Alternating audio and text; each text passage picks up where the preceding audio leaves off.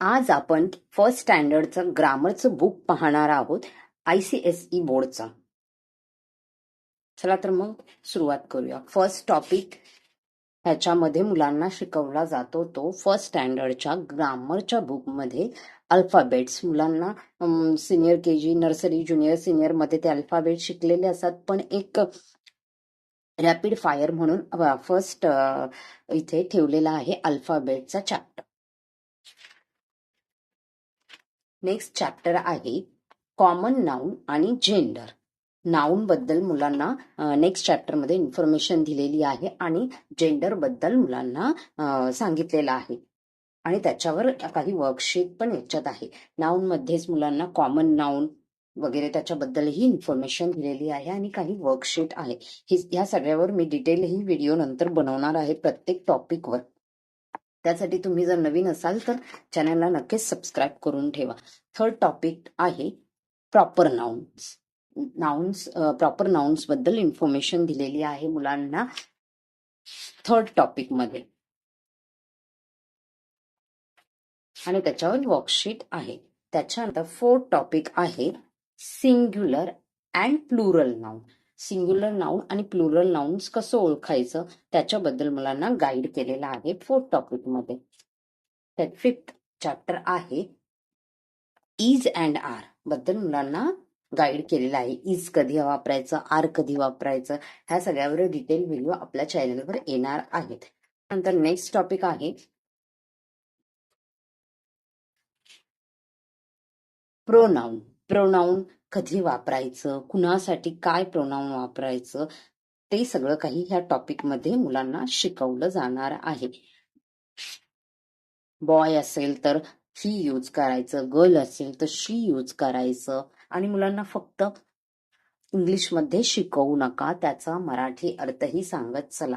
कारण बऱ्याचदा मुलांना इंग्लिश रीड करता येतं पण त्याच गोष्टीला मराठीत काय बोलतात विचारलं तर त्यांना माहीत नसतं, ते कन्फ्यूज होतात. तर असं होता कामा नये. जरी आपलं मूल इंग्लिश मिडियमला असलं तरीही त्याला मराठीही तेवढीच आली पाहिजे.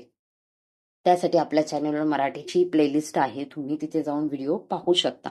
नेक्स्ट 7 नंबर टॉपिक आहे धिस आणि दॅट.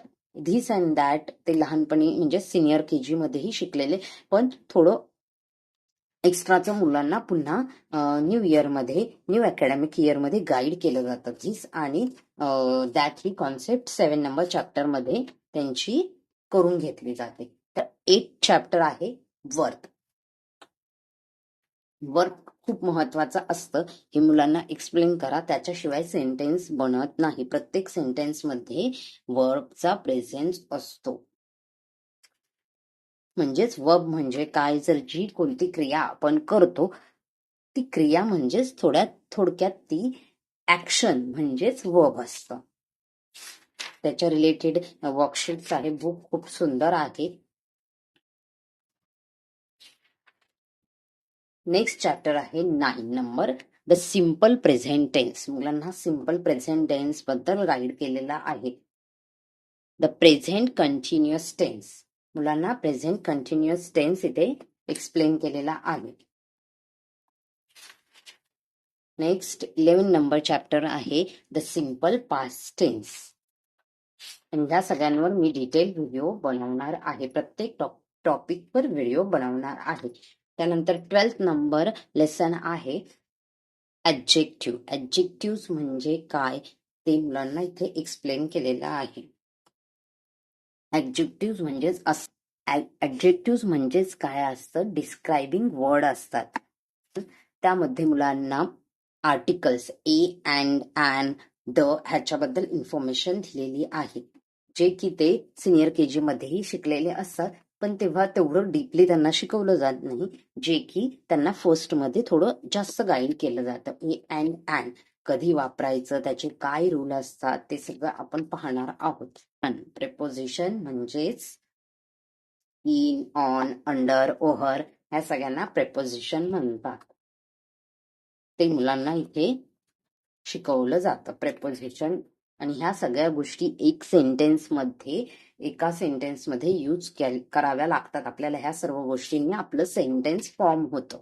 15 नंबर चॅप्टर इथे आहे 15 नंबर चॅप्टर कंजक्शन्स. दोन कंजक्शन्स म्हणजे काय की जेव्हा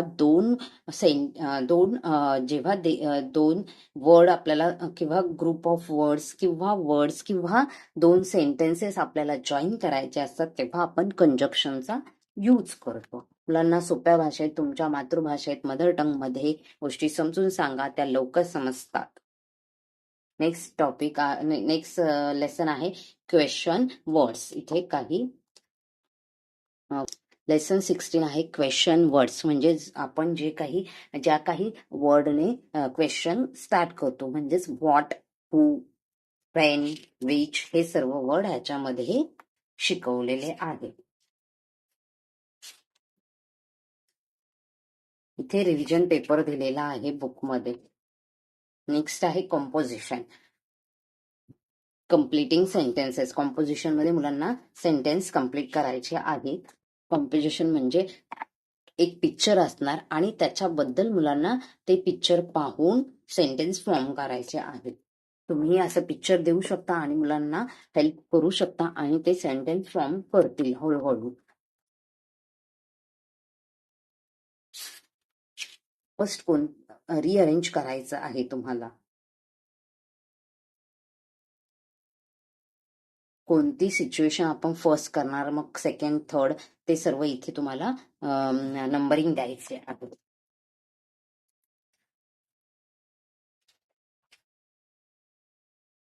त्याच्यावर 2 टॉपिक दिलेले आहे, रिअरेंजिंग अँड सिक्वेन्सिंग पिक्चर.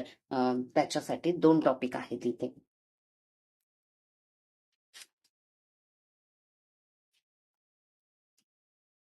लास्ट इथे कव्हर केलेला आहे बुकमध्ये writing about your self, your school and your friends. म्हणजेच इथे त्यांना काही पॉइंट्स दिलेले असणार आणि त्याच्यावरून त्यांना या गोष्टी लिहायच्या आहेत.